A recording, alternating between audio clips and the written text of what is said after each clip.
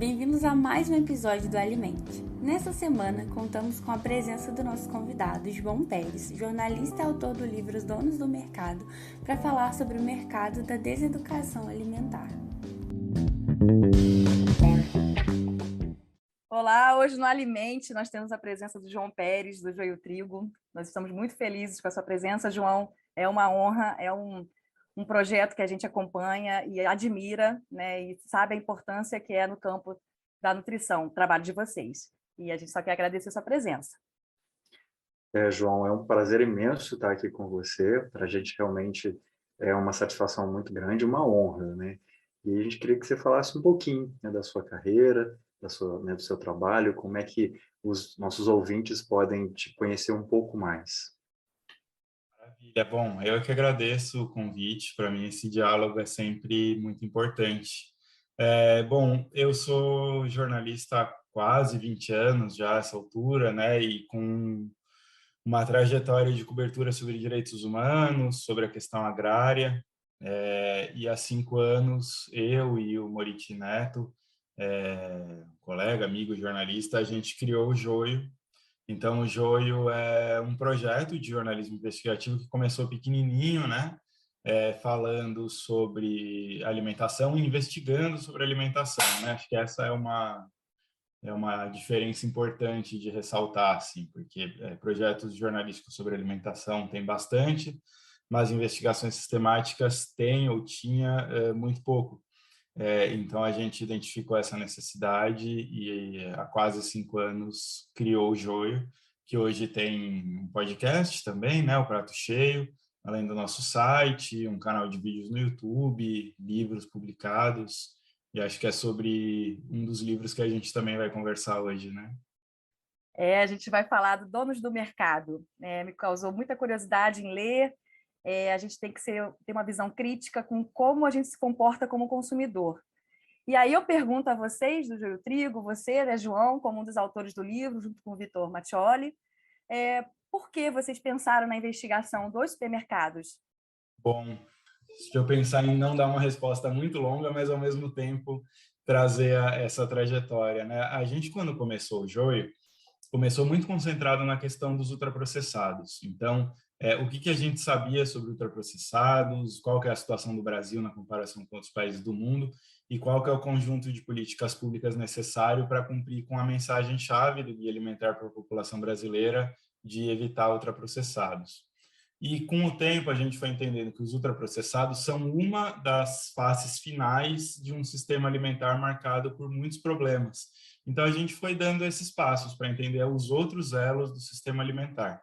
E aí o supermercado chamou a atenção da gente por várias questões, assim, uma porque tem uma concentração crescente nas últimas décadas, tanto dentro do próprio supermercado como na competição do supermercado com outros formatos de compra de alimentos, né, como é o caso das feiras livres e dos mercados de produtores, enfim. Então, acho que esse era um ponto. O outro ponto é que tinha uma lacuna muito grande no jornalismo de olhar para o supermercado, e eu acho que é uma lacuna que também tem a ver com o nosso olhar enquanto sociedade, né? Como é um espaço supostamente neutro, inclusive descrito assim em boa parte da literatura científica da área de economia, a gente não para muito para pensar no papel que o supermercado tem em toda a estruturação do sistema alimentar. Então, o que a gente foi descobrindo no percurso da apuração é que tem um papel gigantesco dos supermercados em formatar, em alterar a maneira como está estruturado o sistema alimentar no nosso país e em praticamente todo mundo, né? Muito legal, João. Assim, eu penso, né, que, primeiro, vocês são muito corajosos, muito, assim. Eu fico, de vez em quando, assustado com o tamanho da coragem que vocês têm de colocar mesmo para todo mundo o que acontece nos bastidores, né, da alimentação e do processo de ultraprocessados, né, das indústrias de alimentos, né. E aí eu queria saber de você, assim, quando você pensa assim, na questão do supermercado, qual seria o objetivo principal, né, desse estudo, dessa investigação, né? E quem que vocês querem atingir com essas informações? Quem que vocês vão efetivamente chegar a quem? Eu acho que tem, no geral, no Joio, a gente busca 2 públicos, né? Um é o público geral, porque no fim das contas todo mundo come e se relaciona de muitas maneiras com a alimentação, né? e o outro é quando a gente busca atingir um público específico, especialmente o universo da ciência, né? As universidades, os institutos de pesquisa são um espaço no qual a gente deseja, tem sempre um diálogo, assim, sempre é uma base importante para a gente e é um espaço que a gente gosta de influenciar também com as nossas investigações. Então, esse ponto dos supermercados, um dos nossos objetivos, com certeza, é ele explicitar a necessidade de ser muito mais estudado, tanto pelos jornalistas como pela academia.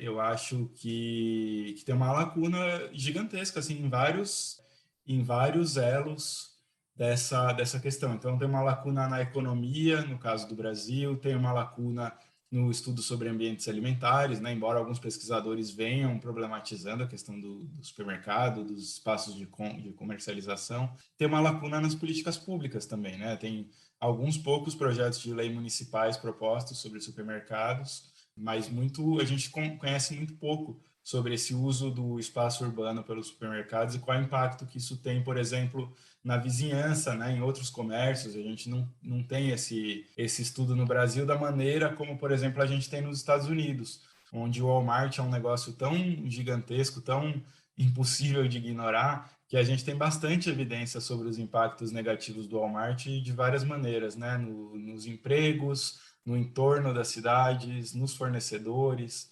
Então, acho que tem esse ponto, assim. E a gente queria, em relação à população geral, problematizar esse espaço de compra, né? Então, existe uma ideia de que os supermercados são importantes para oferecer para a gente os alimentos da forma mais barata possível. E a gente não tem como fazer essa afirmação de maneira categórica, porque os supermercados reestruturaram completamente a comercialização de alimentos. Então, a gente não tem como voltar 30 anos no tempo para saber se hoje a gente estaria comendo mais barato ou não, se a gente estaria comendo menos ultraprocessado ou mais, provavelmente mais. Quer dizer, a gente estaria comendo provavelmente menos se Pão de Açúcar e Carrefour não fossem tão onipresentes, se o atacarejo não fosse tão onipresente, né? Então, tem em relação à sociedade essa ideia assim, de problematizar esse espaço para a gente ampliar o nosso conhecimento sobre ele e pensar o que a gente pode fazer para reestruturar o sistema alimentar de maneira que ele seja mais saudável para as pessoas e mais sustentável econômica, socialmente e ambientalmente para as nossas sociedades. É isso que você está falando, Aline, é interessante porque a gente fez recentemente um trabalho sobre alimentos sazonais, né? E a gente sempre recomendou, enquanto nutricionista, que se fosse comprado o alimento da estação, né? E aí a gente começou a perceber que isso influenciou tanto as pessoas que durante a estação daquele alimento ele está mais caro, porque todo mundo está procurando esse alimento. Então você imagina, eu fiquei imaginando assim a loucura que é a logística de você estudar essa, né, o que você fez principalmente sobre o supermercado, porque o simples fato dos nutricionistas recomendarem que se consuma o alimento da estação tornou o alimento da estação mais caro na estação. E eu fiquei pensando assim, gente, é muito complexo, realmente, né, Aline? A gente precisa rever muito até o que se fala na faculdade, né? Até mesmo quando a gente fala assim, na hora que você vai comprar um produto, você tem que seguir um padrão, né? Pegar um de melhor qualidade, escolher melhor, e aí a gente lê seu livro e fala como é que ficam os alimentos mais feinhos, né? Os menorzinhos, os mais tortinhos, os pequenos produtores que não chegam ao mercado na área de hortifruti, não têm esse acesso, porque eles não têm como padronizar tanta produção para ter um alimento tão bonito, né, exposto, que é o que a gente às vezes entra no mercado e quer otimizar o tempo, né? O consumidor do mercado é aquilo que você fala aqui no livro. Você está com o tempo corrido, você não tem emoção nenhuma, coloca as coisas no carrinho meio no automático e pagou, e você quer que as coisas sejam rápidas. Não tem a interação que você tem numa feira livre, né, ou num comércio menor. E eu acho que essa investigação que vocês fizeram, e aí você reporta que tem poucos estudos, é um estímulo para a academia também vir buscar estudar. Vocês fazem um trajeto interessante, desde a parte econômica, política, para o que está acontecendo agora no nosso dia a dia, que a gente acaba fazendo tudo assim sem pensar.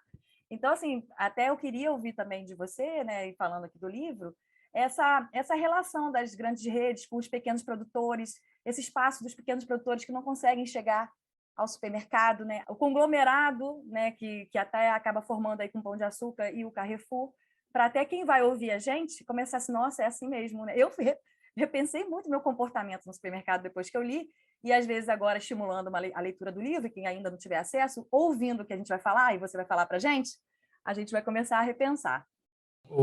Eu acho que, para falar sobre os pequenos produtores, é legal a gente falar antes sobre os grandes fornecedores, porque a gente teve uma transformação nesse cenário, né, de relação entre a indústria e o varejo. Por quê?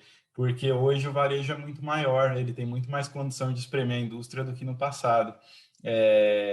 A gente publicou recentemente uma reportagem sobre um caso raro, que é uma briga entre o Carrefour e a Associação Brasileira da Indústria de Alimentos, a ABIA. Eu falo que é raro porque normalmente esse tipo de coisa é resolvida em arbitragens privadas, né? É difícil isso vir a público como veio agora.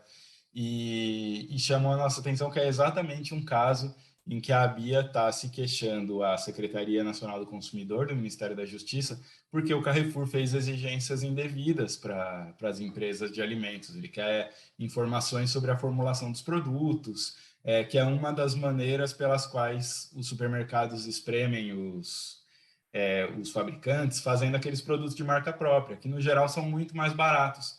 E a gente tem muita literatura sobre isso internacional, no Brasil pouca, sobre o efeito desses produtos de marca própria, porque eles são usados exatamente para o supermercado pressionar o fabricante, porque ele cria concorrência do próprio supermercado com o fabricante, e tem muita acusação de cópia de produtos. Então, como o fabricante é obrigado a fornecer uma série de informações antes mesmo do lançamento do produto, tem casos em que ele passou 3, 4 anos desenvolvendo um produto e aí, na hora H, o supermercado vai e lança um produto igual, sem ter gasto um centavo em desenvolvimento de produto. Ou então de forçar o fabricante a compartilhar a própria fábrica, né? Então, você vai fazer o meu produto de marca própria. E aí saem 2 produtos que são iguais, só que com preços diferentes. Então, se os supermercados têm esse poderio em relação a Nestlé, Coca-Cola, Unilever, de chegar a retirar das prateleiras por alguns períodos por causa de brigas, imagina com os pequenos fornecedores, né? Então, o supermercado tem uma série de efeitos sobre a agricultura. Um deles é esse que vocês falaram, sobre a padronização, né? Então, de colonizar o nosso olhar mesmo em relação àquilo que a gente considera bom ou ruim, aquilo que é aceito ou não, né? Então, tem uma exigência de simetria, porque tudo tem que ser muito padronizado. Tem uma exigência também de tamanho, né? Então, a gente pega aquela maçã com tamanho assim de um melão, um negócio maluco. Eu achei interessante a batata, né? A batata com terra a gente não vê mais, só tem batata lavada. Só na feira, a batata. Não tem, a batata gasta milhões de água para lavar a batata e você lá feliz no mercado comprando a batatinha limpa, não é? Não, que dura muito menos e que fez da batata esse negócio meio... A batata ficou até com uma fama ruim, né? De um negócio assim, que não tem muito gosto, é um negócio meio para criança chata e tal. Porque é isso, né? Porque só tem uma variedade de batata que entra no supermercado. Então, tem essa perda de diversidade, porque a regionalidade muitas vezes não cabe no supermercado. Eu até acho que, por pressão dos consumidores, algumas redes vão conseguir se reestruturar para ter uma relação um pouco mais de proximidade, assim. O que seria bom, eu acho, do ponto de vista do consumo final. Mas, no geral, os supermercados precisam ter centralidade, né? Não dá para cada loja decidir o que vai comprar. Então, tudo vai para os centros de distribuição e os centros de distribuição que repassam, de uma maneira que o pequeno produtor já não consegue acessar o centro de distribuição. Ele fica na mão de um atravessador, que vai levar para outro atravessador maior, que esse sim tem acesso aos centros de distribuição do supermercado. Então, lá embaixo, os produtores vão ficando cada vez mais espremidos. E nisso tem alguns trabalhos da Oxfam que eu acho que são muito interessantes, assim, mostrando como a margem dos supermercados cresceu na comparação com os outros elos da cadeia. São discussões muito, muito interessantes e que abrem realmente um leque para a gente, né? E eu fico pensando assim, como que a gente tem uma relação ruim com o que é mais natural, né? Da batata lavada, porque a terra é suja. Por que a terra é suja? Né? Se a gente faz parte do processo da terra, e se a gente que, na verdade, está sujando a terra, e não a terra que está suja, né? E eu fico pensando, sabe, sobre essa questão da indústria de alimento, do supermercado e do agronegócio. Como é que isso se conecta, né? De uma forma que essa engrenagem continua a ser movimentada o tempo todo e a gente perdeu o controle, né? A grande verdade é essa. A sociedade sempre teve alguns controles históricos, né, da religião, do Estado, mas agora parece que as corporações é que controlam as coisas, né? Como é que fica essa relação entre agronegócio e os supermercados? Totalmente, foi bom você mencionar essa questão. A gente lançou recentemente um livro chamado A Que Custo, do Nicholas Freudenberg, que ele fala exatamente sobre essa questão das corporações, e são esses dois pontos. Assim, as corporações são, sem dúvida nenhuma, a grande força do nosso século, né? Elas são maiores do que qualquer Estado, maiores do que qualquer força da sociedade. E dois, como a sociedade foi perdendo seus mecanismos de controle, né? As associações de bairro, os sindicatos, as organizações ligadas às igrejas, tudo isso foi super enfraquecido, ou despolitizado, ou controlado, e hoje a gente quase não tem nenhuma condição de fazer contraponto a isso. A relação do agronegócio e da indústria de alimentos é algo que foi se tornando mais claro para a gente também, né? Acho que tinha não sei se uma tendência, mas tinha um olhar mais separado para essas duas coisas. E como a bancada ruralista, o agronegócio foram se tornando forças predominantes na política brasileira, eles passaram a fazer algo que a indústria de alimentos antes relutava, né? Que era eles serem também esse braço de lobby. Assim. Então, a Associação Brasileira da Indústria de Alimentos estava ali em organizações ligadas ao agronegócio de maneira muito lateral, né? Ela tinha o próprio lobby dela e tudo. E o que a gente está vendo nos últimos anos é uma mudança dessa tendência. Tem alguns casos já, né? Para mim, o caso mais forte é a incidência da Associação Brasileira de Proteína Animal, né? Ou seja, a Associação da Indústria da Carne, sobre o Guia Alimentar para a população brasileira, via Ministério da Agricultura, tentando revogar o Guia Alimentar do Ministério da Saúde. Então, isso está muito bem documentado, assim, e para a gente é muito importante nesse sentido de comprovar o estreitamento dessas relações, porque você fala, pô, a indústria da carne não tem nada que tentar revogar o Guia Alimentar, porque se for revisar as evidências de 2014 para cá, a situação para ela piorou muito, né? A orientação do guia talvez seja diferente em relação à carne, mas aí é esse lobby conjunto mesmo, em que ela entra lá para falar sobre classificação nova, sobre ultraprocessados, é esse o ponto que ela pega via Ministério da Agricultura. E em relação aos supermercados, eu acho que tem uma dessas relações com tensões e distensões, né? Acho que são Relação de poder, né? totalmente, e que no fim do dia, por brigas que tenham, são corporações, né? Então, algumas agendas são comuns e algumas coisas são inaceitáveis para todos, como é esse caso da rotulagem, né? Que, de novo, juntou a Associação Brasileira de Supermercados com a ABIA e com vários braços da bancada ruralista, Viva Lácteos, um monte de organização ligada ao laticínio, pecuária, soja e milho, enfim. E eu acho que tem um ponto, já que a gente está falando tanto sobre lacunas, né? Tem um ponto que eu acho que a gente ainda precisa caminhar para entender, que é o seguinte, nessa coisa das relações entre os vários braços aí do sistema alimentar, tem as gestoras de ativos, que são mega empresas, são coisas que a gente ainda entende pouco, né? Então, por exemplo, tem uma empresa que é a maior gestora de ativos do mundo, que é a BlackRock. E ela é quase que totalmente desconhecida do público em geral, né? Se sair na rua, cada 10 mil pessoas que você entrevistar, talvez uma vá conhecer a BlackRock. E eu estou falando sobre isso porque, com certeza, essas empresas têm influência sobre vários braços do sistema alimentar e elas podem ter interesse de não haver competição. Então, por exemplo, a BlackRock ela é dona de ações tanto no Carrefour como no Pão de Açúcar. Para que ela vai colocar os dois gigantes para brigar, sabe?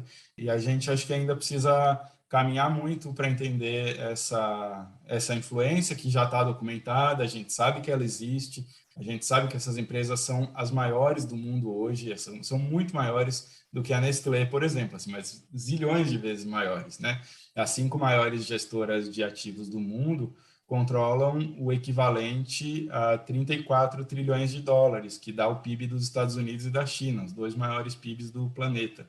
E a gente se preocupa ou se ocupa muito pouco dessas empresas. Então, acho que a gente ainda tem muito espaço para dar, porque é uma engenharia muito complexa, né? Mercado financeiro é um negócio muito difícil de entender, Porque você olha, por exemplo, a BlackRock, ela compra lá 5, 10% das ações numa empresa, ela não é acionista majoritária, mas ela compra qual tipo de ação? As ações que dão direito a veto. Então, ela tem uma influência sobre os outros acionistas que é gigantesca, porque se ela se retira da noite para o dia do Pão de Açúcar, o Pão de Açúcar vai, sabe, ter uma pneumonia ali, vai ter um problema sério. Então, é uma capacidade de influência gigantesca. É muito grande, né, macroeconômico, assim, pensar, né, essa gestão de empresas que vão controlar ali a questão da produção, do agrotóxico, do agronegócio, dos transgênicos, né, são vários temas que a gente pode abordar, até a gente já tem episódios, né, anteriores que a gente falou de agrotóxico, vai ter um próximo de transgênico, então é uma informação encadeando a outra para a gente tentar fazer, assim, um pensamento mais crítico, né? E, assim, pensando em um consumidor mais crítico, você fala um pouquinho da estrutura dos supermercados, agora com a tendência do atacarejo. Lojas grandes, estranhas, para mim tudo cinza. E aí eu falei, nossa, eu percebo isso. Eu tinha uma relação de supermercado, de uma lembrança de infância, de ir com a minha família, e era um passeio de final de semana, aí eu ia na antiga Sendas, e aí eu almoçava nas Sendas, agora nem tem mais. E ficava lá, era um passeio, né? Era como, sei lá, ir ao shopping, assim, sei lá, era um passeio que eu tenho de lembrança de supermercado, de fazer aquela compra de mês, encher o carrinho e a família feliz. E agora a gente não tem essa perspectiva. Eu queria que você falasse um pouco da estrutura do supermercado, porque agora, qual é a tendência, né? Bom, não, totalmente, né? Mudou muito isso. Acho que tem duas tendências que a pandemia acelerou. Assim, elas já iam acontecer de qualquer jeito, já estavam consolidadas, mas a pandemia acelerou. Uma é o comércio online e as lojas de proximidade, né? As lojas pequenas para as classes altas urbanas. E a outra é o atacarejo, que é esse formato que quanto pior o Brasil vai, melhor para o atacarejo. Acho que dá para voltar um pouco atrás na história dos atacarejos, né? Porque até meados ali dos anos 2000, o Carrefour e o Pão de Açúcar, eles não tinham descoberto uma fórmula para conseguir se interiorizar e para conseguir ser aceitos nas periferias. Então, eles iam muito bem, mas não detinham uma fatia de mercado tão grande quanto hoje, porque eles não conseguiam ter um formato que fosse barato o suficiente para entrar nas periferias, ou nas pequenas cidades. E o atacarejo, quando eles compraram, né, um comprou o Atacadão e o outro comprou o Açaí. Quando eles compraram, isso mudou completamente, porque aí eles encontraram o caminho que, por exemplo, a Abílio Diniz, desde os anos 70, estava procurando qual que era esse caminho e não tinha encontrado. E de lá para cá, os atacarejos foram bem no período em que a população estava bem de renda, mas foram muito melhor no período em que a população está mal de renda, porque a classe média acaba migrando para o atacarejo em busca de comprar o que der, né? O que ela quiser. Leva 4, pague 3, né? Leva 6. E aí aumenta o consumo também, né? Leva 6, paga 2. Mais ou menos. Não é tanto assim, mas mais ou menos. E o atacarejo, acho que tem duas repercussões aí, né? Uma é que ele está matando esse formato de hipermercado. Isso que você falou, né? Dessas lojas grandes, em que você ia para fazer a compra do mês. Então, o Extra está fechando quase todas as lojas dele, né? Porque esse formato... percebi isso também, o Extra. É um passo grande, assim. Esse formato, ele já não era lucrativo. Aí, no começo da pandemia, ele até teve uma sobrevida, porque as pessoas se preocuparam de estocar coisas, né? E depois o Extra tomou já essa decisão de fechar as lojas e ir convertendo tudo ou quase tudo em atacarejo, ou na outra ponta converter em Pão de Açúcar, que é um mercado mais voltado para a classe alta, né? E eu acho assim, essa questão do atacarejo tem várias coisas que a gente vai precisar entender com o tempo. Uma delas é a exposição a ultraprocessados, né? Porque se você andar pelos atacarejos, a grande maioria das coisas que você vai encontrar ali é ultraprocessado e, especialmente nos atacarejos voltados para a classe baixa, a área do hortifruti é um negócio horrível e é assombroso, assim, é o que já passou pela cidade toda e acaba ali tudo podre, é um negócio... Desorganizado, sujo, né? É espantoso. E então acho que tem essa repercussão. E a outra repercussão, que aí eu entendo que envolve a economia, é no entorno, né? A gente ainda não sabe, por exemplo, quando abre um atacarejo num bairro da periferia de São Paulo, qual que é o impacto que isso tem para o comércio local. E aí pode parecer uma coisa meio romântica, né? De, nossa, fechou o açougue do bairro, fechou o mercadinho do bairro.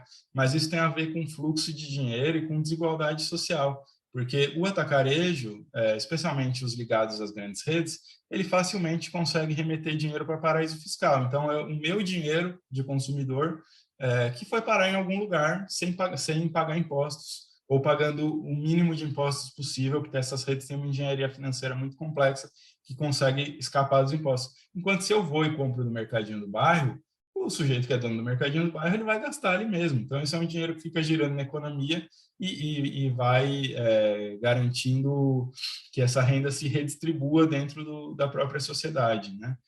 E esse é um tema enorme no século XXI, porque a gente está caminhando, já caminhou, para uma das sociedades mais desiguais da história, né? Então, enquanto a gente conversa, sai um relatório da Oxfam mostrando que no período da pandemia 600 novos bilionários surgiram no mundo. Então, a gente tem um grupo agora de 2.600 bilionários no mundo. Então, 2.600 pessoas que controlam uma riqueza que equivale ao que é controlado por 3 bilhões de pessoas no mundo. Então, 2.600 pessoas versus 3 bilhões de pessoas, tem alguma coisa muito grave acontecendo do ponto de vista da desigualdade, e as corporações que estão no nosso dia a dia têm tudo a ver com essa trajetória de desigualdade. João, eu vou fazer um simbolismo, né, de tudo que você está falando, como mariposas que ficam em volta da luz, né? É assim que eu me sinto ultimamente. Parece que a gente está sendo o tempo todo seduzido por esse processo, né? E aí, dentro dessas seduções, eu vejo também uma coisa que é o que você falou, né? Assim, um atacarejo onde o produto, o hortifruti, está num lugar bem secundário, bem inferior, e de uma outra ponta também, produtos com selos de garantia, ou seja, que me forçam a querer comprar, como fazia antigamente, né? O leite enriquecido com minerais e vitaminas. Agora eu tenho uma nova versão que é um selo de garantia. Entre um produto que não tem selo e o que tem selo, né? É óbvio que o senso comum vai preferir o que tem selo. Quanto que isso influencia essas relações de consumidor, de produtores e de indústria? Conta isso para mim, por favor. É uma boa questão, né? A gente tem feito algumas reportagens sobre essa questão das apropriações, de como essas empresas vão se transformando para se valer das aflições que muitas vezes elas mesmas criaram, né? Então, por exemplo, recentemente teve todo um bafafá aí com uma reportagem do Globo Rural sobre as galinhas livres de gaiola, que era até uma coisa que a gente já tinha feito reportagem, porque as pessoas obviamente estão preocupadas com aquela galinha que fica ali botando ovo a vida toda, toda maltratada, enfim. E a própria indústria criou essa coisa da galinha livre de gaiola, que é diferente da galinha caipira que sempre existiu nos quintais brasileiros, né? A galinha livre de gaiola é uma modalidade da própria indústria, então são as mesmas empresas vendendo ovo mais caro. E o que a nossa investigação descobriu é que, na verdade, elas são livres de gaiola, vírgula, né? Tem muitos poréns aí nessa coisa dos livres de gaiola. Tem maus tratos, tem violações laborais, então tem um monte de questões que me fazem pensar que a resposta é muito simples, mas, ao mesmo tempo, ela é muito difícil, no sentido de que, por dentro dessas grandes estruturas, não me parece que vai haver solução, porque... E não é para demonizar essas empresas, é porque uma empresa desse tamanho, ela existe para perseguir o lucro a qualquer custo, porque senão ela não é competitiva, ela precisa de acionista, ela precisa de investidor. Então, o investidor entre a empresa A, que aceita violar leis laborais, ambientais, o que for necessário, para se manter lucrativo, e a empresa B, que adota uma postura super ética, não sei o que, o investidor vai decidir qual. Ele quer lucro. Então, da maneira como está estruturado hoje, eu só vejo o caminho para essas falsas soluções por dentro de empresas. Como é o caso, por exemplo, dessas alternativas à carne que vem surgindo, né? Essa coisa do futuro burger ou da carne de laboratório. Quem é que está investindo nisso? Além de vários fundos de investimento de risco muito obscuros, quem está investindo é a própria indústria da carne, que foi quem criou essa aflição das pessoas com a carne, essa preocupação de que a carne seja uma das grandes responsáveis pelas mudanças climáticas e tal. Isso é uma atribuição direta da indústria da carne e ela está lucrando com isso. Pois é, muitas informações, muitas reflexões, né, Renato? E Né, assim, eu estou até aqui para... pensando como é que a gente volta a ter esperança. Essa é a minha pergunta aqui, para fechar nosso raciocínio, João. Alguma ação, alguma solução, nós como consumidores, em relação ao supermercado, né? Será que tem alguma perspectiva de uma melhora dessa relação consumidor-supermercado? Não sei, acho que pelo que você falou, a questão do interesse financeiro é muito grande, né? Acho que é o ponto principal dessas empresas, né? Pensando no lucro, investimentos, enfim. Mas nós, como consumidores, o que você pensa? Assim, você fala algumas coisas no seu livro, tem até uma frase aqui muito boa, que eu vou até ler. Espera aí. O supermercado é o espaço de deseducação para o consumidor. Então, a gente vai para lá e o que a gente pode fazer para melhorar essa relação? Não, é interessante que a gente lançou o livro em 2020 e o Brasil deu tantos passos para trás tão rápido que acho que algumas coisas já se tornaram também inalcançáveis. Mas vamos tentar olhar a perspectiva otimista aqui, né? Vamos ser Porque realmente positivo. a A gente gente está está numa caminhando, situação, não. a gente está caminhando para uma situação tão grave, né, que a gente tem que, sei lá, não sei, vamos ouvir de você. Você vai falar, porque você fez a pesquisa e é um grande, né, estudioso do assunto, acho que a gente pode fechar essa reflexão, né? Não, porque tem isso, né? Diante de uma inflação de 12%, fome batendo, não sei se batendo recorde, mas num nível muito grave, sobra muito pouca margem para a gente enquanto sociedade, né? Mas eu acho que, olhando do ponto de vista positivo, vocês sabem tão bem quanto eu, assim, a trajetória singular que o Brasil tem, muito bonita e muito sólida, de construção de políticas públicas e de iniciativas da sociedade para reverter esses momentos graves, né? Então, eu acho que se a gente tiver um ambiente político mais decente em 2023, a sociedade nesse período acumulou forças e ideias para não só retomar as políticas públicas que deram certo, como para ir além e propor questões que estejam alinhadas com esse nosso tempo histórico. Então, por exemplo, a questão dos ultraprocessados, né? A gente caminhou muito desde a publicação do guia no sentido de produzir evidências de que os ultraprocessados são, sim, um grande problema de saúde pública e, portanto, a gente precisa repensar uma série de coisas. Só para dar o exemplo mais óbvio, a tributação, né? O imposto sobre produtos industrializados e os impostos estaduais, eles não levam em conta se o alimento é saudável ou não. É tudo com alíquota zerada, não importa se creme de leite fresco ou imitação de creme de leite com soro de leite.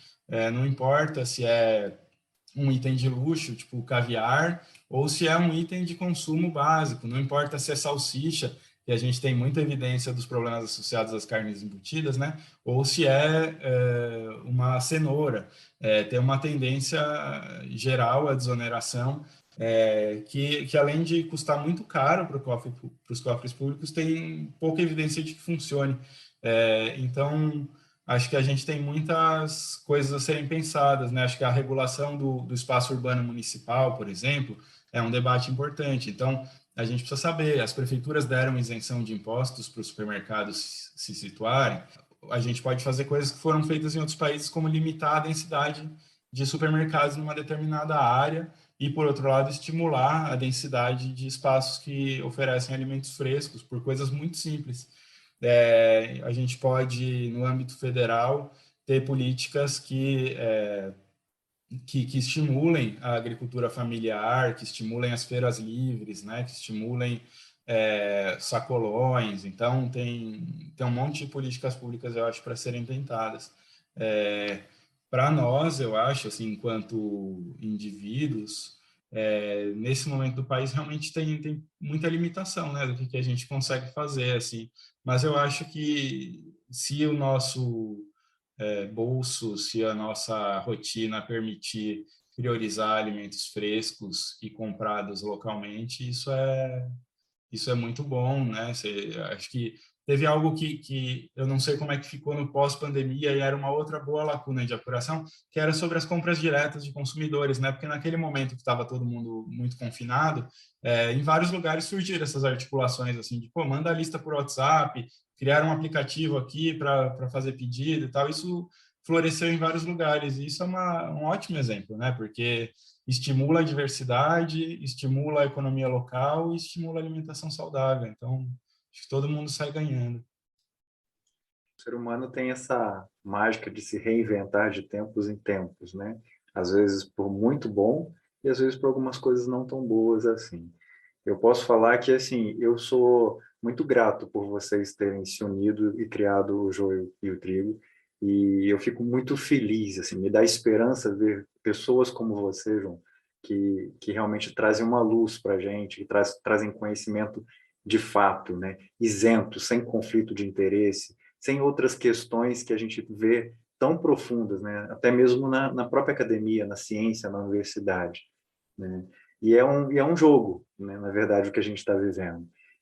Da mesma ponta que a gente tem hoje, né, 36% de pessoas passando fome, 70% em insegurança alimentar, a gente tem um discurso de que se a gente não colocar no supermercado, as coisas vão ficar mais caras ainda, e eu vou prejudicar ainda mais essas pessoas. Então, assim, é um jogo desonesto, e a gente sabe desse jogo, né? E a grande questão, né, Aline, é nós que estamos aqui tentando também desvendar esse jogo, abrir essa cortina que está fechada, né? Esse lugar bem escondido que não é mostrado para a maioria das pessoas. Então, eu queria te agradecer mesmo, né, em nome do Alimente. A Aline com certeza vai te agradecer também, mas eu quero te agradecer como Renato, né? Obrigado mesmo pela sua existência, pelo seu trabalho e pela sua dedicação. Foi um prazer conversar com você. Eu falo agora como uma pré-especialista em divulgação científica. Eu estou fazendo a pós-graduação em especialização em divulgação e popularização da ciência da Fiocruz. E, assim, muito estimulado aqui pelo podcast, que também foi a referência para a gente, o Joio e o Trigo, o Prato Cheio. A gente acaba também estudando o trabalho de vocês na divulgação científica, né? E vocês fazem um trabalho muito interessante de não só pegar um ponto, né, que eu até já falei anteriormente, vocês fazem todo o roteiro controverso do que acontece, desde a parte política até chegar no ponto que vocês querem desvendar.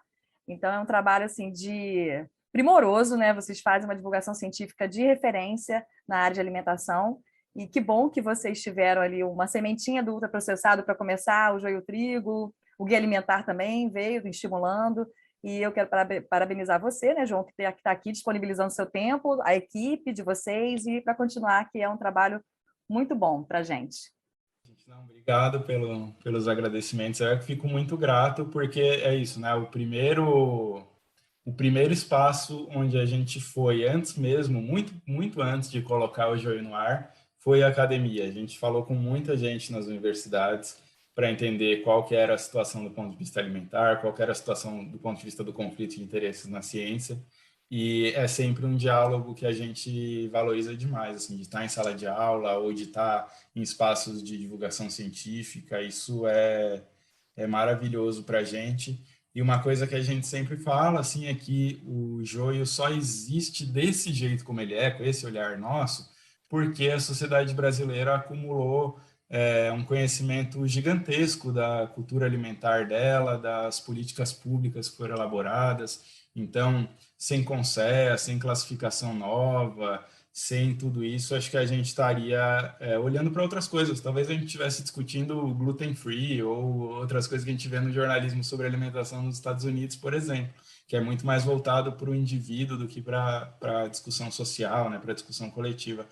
Então, acho que esse acúmulo é muito importante valorizar, porque especialmente nesse momento que a gente se vê tão maltratado pelo cotidiano, né, por tudo que tem acontecido, pela nossa renda, nossa precariedade, a gente às vezes se esquece dessa centralidade do Brasil, dessa singularidade do Brasil e de como a gente ainda tem tempo de salvar, de reverter essa situação. Eu não digo nem reverter em relação a ultraprocessados, por exemplo, a gente ainda não tem, até que se prove o contrário, a maioria da nossa dieta vindo de ultraprocessados, né? Então, a gente tem tempo para conter esse problema, para reverter essa situação, para valorizar o nosso arroz com feijão, mandioca e tantas frutas que seria até injusto começar a mencionar o nome, de tanto nome e tanta regionalidade que tem. Então, obrigado. Ô, João, você tem algum recado? Você quer deixar algum contato, alguma coisa assim para completar? Não, acho que é isso. Se o pessoal quiser acompanhar nosso trabalho, né? Nosso site é o joiotrigo.com.br. Tem também as nossas redes sociais, mas a gente tem reforçado essa coisa. Vai até o nosso site. A gente gasta meses fazendo uma reportagem, tirar 15 minutinhos para ler não vai matar ninguém, assim, porque a gente às vezes fica meio bravo que no Instagram tem gente que acha que é um perfil de Instagram e não uma página de jornalismo. E aí a gente fica super triste com isso. Então vai lá também nas plataformas de áudio, qualquer plataforma de áudio está lá o prato cheio para quem quiser ouvir. E a gente pode contribuir também, né? Com o projeto. Sim, sim, tem o nosso programa de associados, o Sementeira, para quem tiver condições nesse momento de dar uma ajuda, porque realmente o processo de jornalismo investigativo é super caro, é super complexo, é muito diferente de fazer reportagens mais rápidas ou de simplesmente a pessoa falar a primeira coisa que vem à cabeça dela sem precisar investigar muito, né? Então, quem puder entrar lá no nosso site e contribuir com o Sementeira, acho que a partir de R$ 12 por mês já dá para contribuir, e em troca tem desconto em livros, tem gratuidade, tem convite para eventos, enfim, é bem bacana. Tá joia. Muito Agradecer, bom, né, obrigada. Aline? Muito, muito de coração. E Muito esperar mesmo. que os nossos caminhos se cruzem sempre durante essa estadia, dessa viagem que a gente está vivendo aqui, viu? Muito obrigado, João. Obrigado a vocês, gente, que a gente se veja em breve.